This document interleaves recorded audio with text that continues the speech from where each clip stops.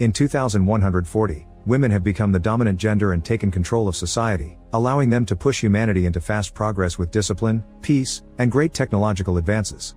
Instead of living in cities, they've created a colony in the countryside, and an AI housekeeper takes care of all the chores like cooking, checking on the owner's health, and making new clothing for them.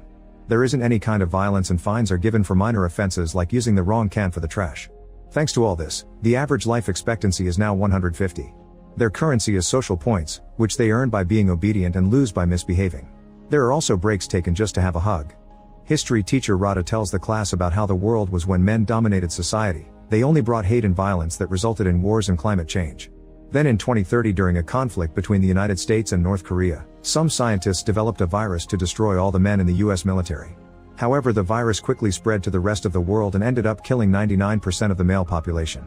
That's when women took over and reversed all the damage done by men, making Earth a better place to live in. Nowadays, male babies are extremely rare, and when one is born, he's sent to the slums. The male population is seen as apes for having little intelligence, being dirty, and only being interested in intercourse and violence. They also only live around 30 years. Mila is curious about the slums, and Rada takes the girls on a class trip. The slums happen to be old cities, which have very primitive technology and access to only the basic necessities. In these slums lives Jera, a guy who is desperate to do the naughty with a woman. There's also Baron, the leader of the slums. He wants to start an uprising against the women and often gives speeches to get the other guys to support him.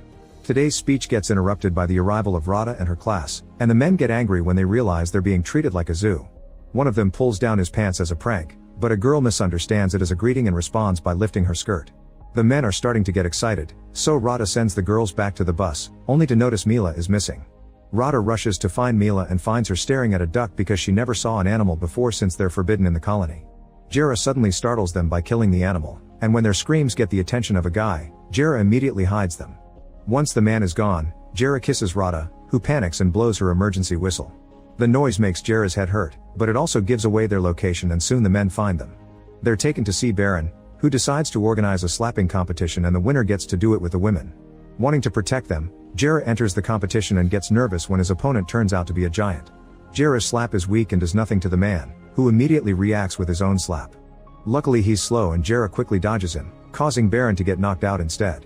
While everyone is distracted, Rada and Mila run back to their bus, which has a force field that keeps the guys away from reaching them.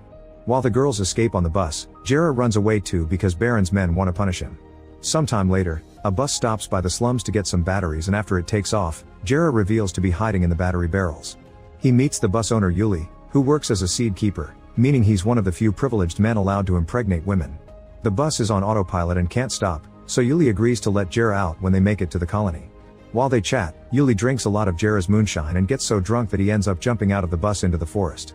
Still determined to escape from Baron's men, Jera puts on Yuli's spare uniform and pretends to be a new seed keeper. Moments later, Jera makes it to the colony 2 Hills, where an invisible barrier opens up to let him in. A woman gives him a tour of the place, and Jera is surprised to see how many girls are excited to have him around. That night on live TV, Jera bites the holy apple and takes an oath to reproduce healthy and smart babies. He wants to start working immediately, so he's taken to the reproduction chamber and meets a woman he isn't attracted to at all. His disappointment increases when suddenly a pipe is connected to his groin and starts milking him. To keep himself distracted, he thinks about Rada, while Rada also thinks of him too while using a toy.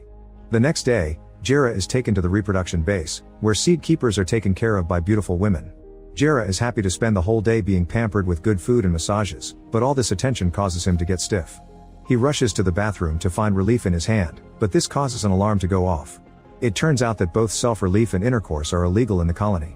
Meanwhile, Rada and her family are at the local court because Mila told the authorities about what happened during the class trip, and now they must check if Rada and Mila are guilty. Rada is nervous and tells her best friend Ia about the kiss, but Ia assures nobody can know about it. Mila's mother Vera tries to blame Rada for everything, so Rada retaliates by saying they went to the slums because Mila asked to, showing a recording from her AI as proof. It seems Rada may win, but Ia cuts in to tell everyone about the kiss. All the women are disgusted and Rada is punished with 80 hours of community service, while Ia is given 20 social points as a reward. Back to Yuli, he makes his way to the slums and gets help from Jera's grandfather, who tells him to keep his identity a secret. Afterward, Yuli is introduced to Baron, who immediately can tell Yuli is keeping secrets and breaks his finger. Baron also asks for his pants, and when he takes them off, everyone is impressed by his manhood. Now Baron is the second biggest guy in the area. Later, after getting a haircut, Yuli is approached by one of the few women in the slums, who offers to treat his finger. Jealous, Baron tells the giant that Yuli is trying to steal his wife, so the giant challenges Yuli to a slap fight. As all the locals gather to watch, the giant opens the fight with an impressive slap that knocks Yuli down, but to everyone's surprise, he quickly stands up again. Then Yuli slaps the giant back with shocking strength, knocking him out. Now he gets to do the dirty with the giant's wife. In the colony, the seed keepers are taken out for a walk and told about all the rules they must follow, like having to ask permission to fart and enter a capsule to do it. Eventually they make it to a statue of Greta Thunberg, who is seen as a goddess here. While everyone is distracted praying, Jera gets tired of all the rules and convinces some guys to go have fun. There's access to the sea nearby, so they rush there to catch fish. At that moment the others notice that Jera's legs aren't shaved and that he has a lighter, which are both forbidden. Instead of suspecting his identity, they think it's part of Jera's rebel persona and are impressed. The group has lots of fun together in the water and starts a fire to cook their fish, but the smoke triggers a fire alarm and a fake cloud appears above to rain on them. When they return to the center, they're informed their punishment will be a tour to the Museum of Patriarchy for re-education. Afterward, Jera tries to make a cocktail, and the gesturing causes the self-pleasure alarm to go off. Then he tries with his other hand and nothing happens, confirming it's the ring they're forced to wear that reads their movements. Now the guys can get naughty in private with their own hands. The next day, Jera is getting a massage when suddenly he discovers his caretaker is Rada, who was sent here to serve as punishment. Shocked, Jera pretends he hurt his ankle and is immediately taken away. Later Jera's rebel group is taken to the Museum of Patriarchy, where they're put through several presentations that teach him how things should be according to the new rules. Women are the superior race, men should be dominated, and intercourse is disgusting. While the guys are indoctrinated, Rada and her grandmother Zoya watch from afar, laughing at how clumsy Jera is. Zoya mentions that Jera is cute and asks Rada to protect his identity instead of reporting him. Once the guys return to the reproduction base, Jera teaches the others that all they saw is a lie and that feeling desire is normal.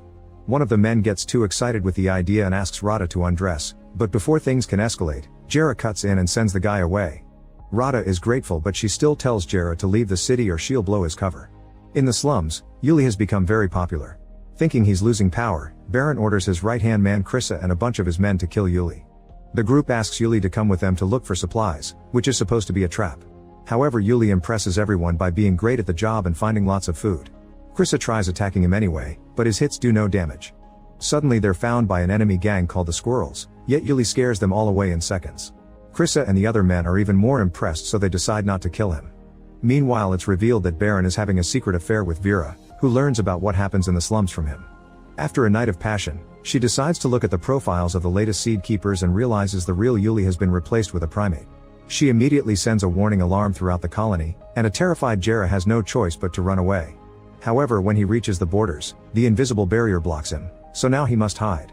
As he sneaks around, Jera finds Rada and asks her for help in exchange for all the times he saved her. At that moment cops start arriving in the area, so Rada tries to run away with Jera only to be seen by Iya. In the slums, Baron returns to find Yuli alive and demands an explanation from his men. Krissa points out that Yuli has saved lives so they want him around, then Yuli says the slums also deserve a democracy. Baron refuses to hand over power, so Yuli gathers the locals around his window to start a riot, demanding to do things right. Nervous, Baron asks Vera for advice and she tells him to make the crowd play by his rules. In the end, Baron agrees to have an election to let people choose their new leader. After Yuli leaves, Baron asks Krissa to compete in the election as well, hoping that dividing the votes among his own men will make Yuli lose. That night, all the residents cast their votes in a toilet, and Baron relieves himself in it to muddle the results. His trick in the end doesn't work, he only has his own vote, while Krissa wins the election with 18. Yuli only got 16 because many men still distrust an outsider. In private, Krissa agrees to be Baron's puppet. Back to Rada and Jera, they end up hiding at Zoya's house. When Vera's assistant comes to inspect the house, Zoya hides the duo in the closet with her illegal pet. As Vera's assistant starts searching the house, the cat sneezes and blows up their cover.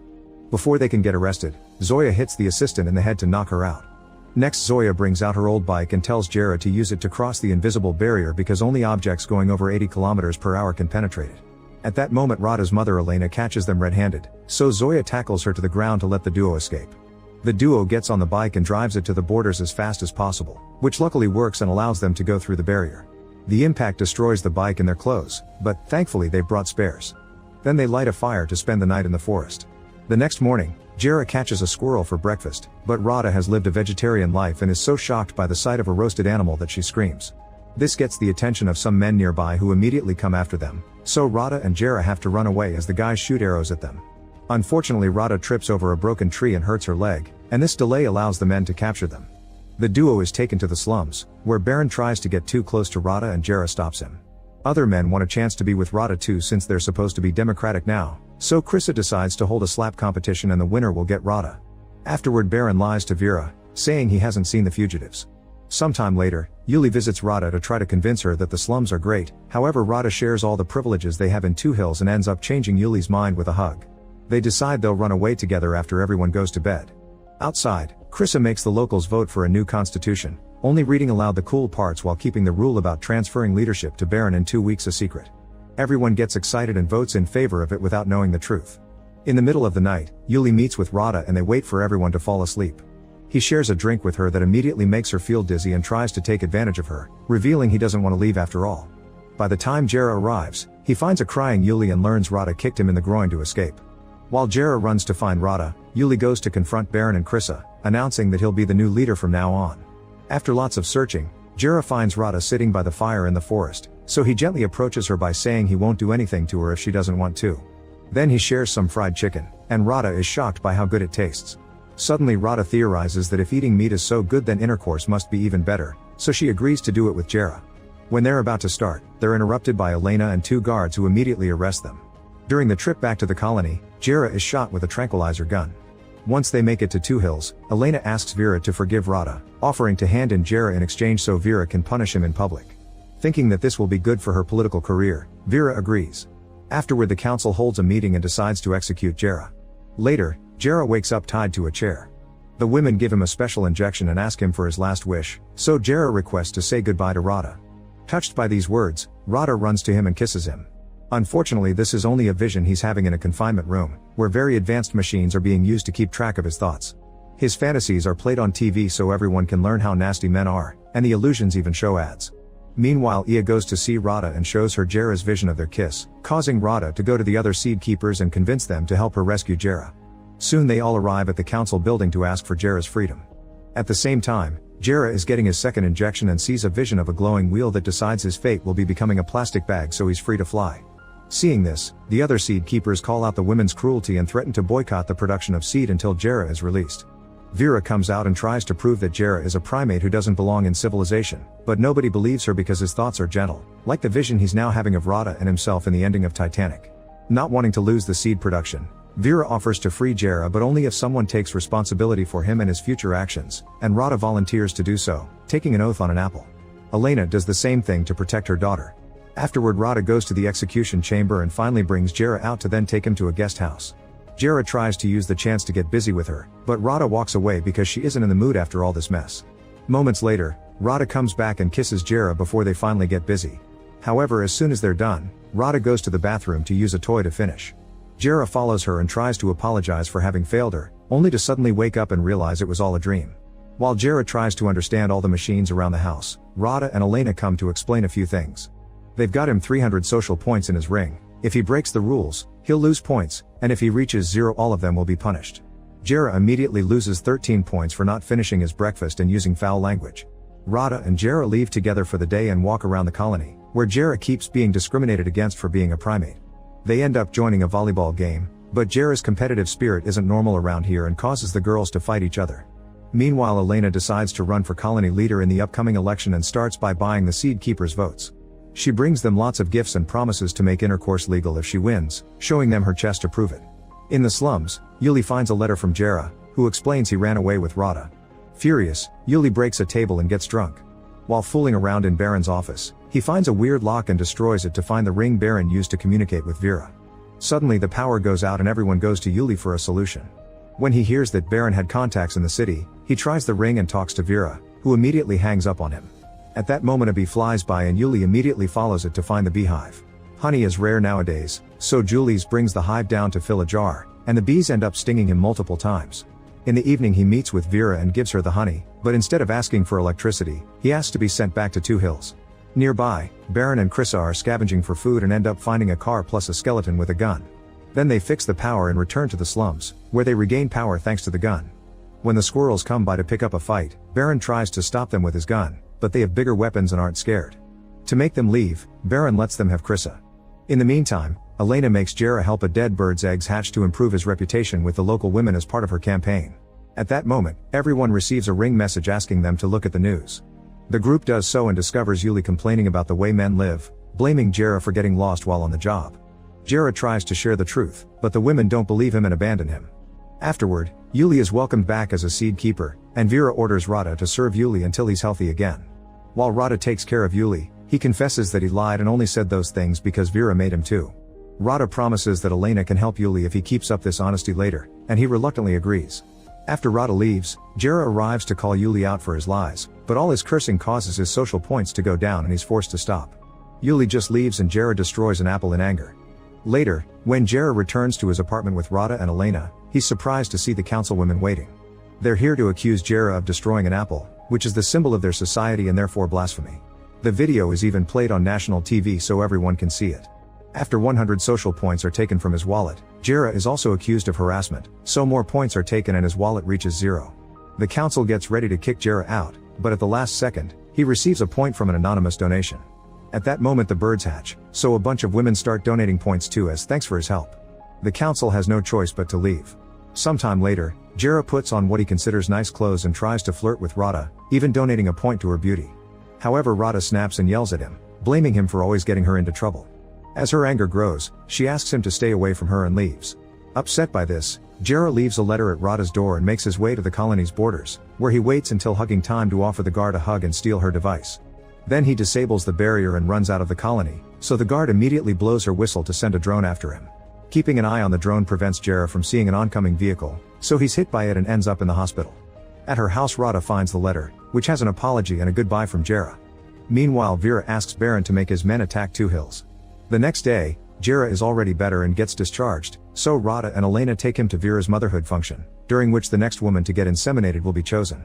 When Jera and Elena ask her, Rada admits she wants to be a mother. As part of her campaign plans, Vera challenges Elena to try all the events games, but her plan backfires when Elena defeats her at every single opportunity. In the meantime Rada and Ia go to Zoya's secret theater where she's playing a naughty video to show how real people used to get pregnant. Rada is horrified because it looks like the woman is being tortured and quickly walks away. Then she bumps into Jera, who offers to make a baby the natural way instead of waiting to be chosen by the lottery. Rada is disgusted by the idea, but Ia likes it and asks Jera to do it to her. Jera looks at Rada for permission and since she says he can do anything he wants, Jera agrees to do it with Ia later. Next, everyone gathers to hear the lottery winners and Rada is surprised to hear she's won. At the same time, Ia takes Jera to her place and tries to replicate what she saw in the videos, but Jera finds it cringy and leaves. He decides to return to the event where Rada is giving a speech, but she interrupts herself when she sees him. Realizing her feelings, Rada turns down the lottery prize and begins walking toward Jera. Suddenly Baron breaks in with his men in the old car. They immediately kidnap Rada and begin destroying the whole place while looking for more women to mate with, causing chaos and all the women to run away. Once he has Elena and Rada, Baron looks for his payment, only to find an empty box. He calls Vera for an explanation, but Vera says he knows too much and must go. At that moment Vera's guards surround the gang and point their guns at them, so one of the guys makes a milk bottle explode to distract them. As the gang and Rada run away, Baron keeps Elena hostage at gunpoint and uses her as a shield to escape as well. They hide inside the Mother Center, where all the seed is kept. Baron wants to ask for a reward in exchange for Elena's life, but Elena explains Vera will be happy to lose the competition. Now they're locked there, and a furious Baron starts blaming Vera for everything. Hearing this, Elena offers to take him out if he confesses the truth about Vera to the authorities, and he agrees. Then Elena and Baron leave the building with the box containing all the seed capsules. When the guards try to stop them, Baron keeps them away by breaking some of the capsules, giving him the chance to escape.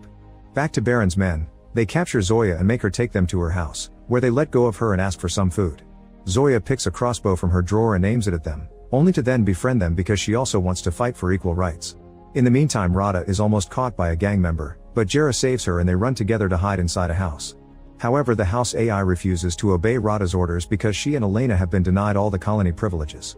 The duo then checks the TV and learns that Vera is blaming everything on Jera, so they guess she's behind the attack.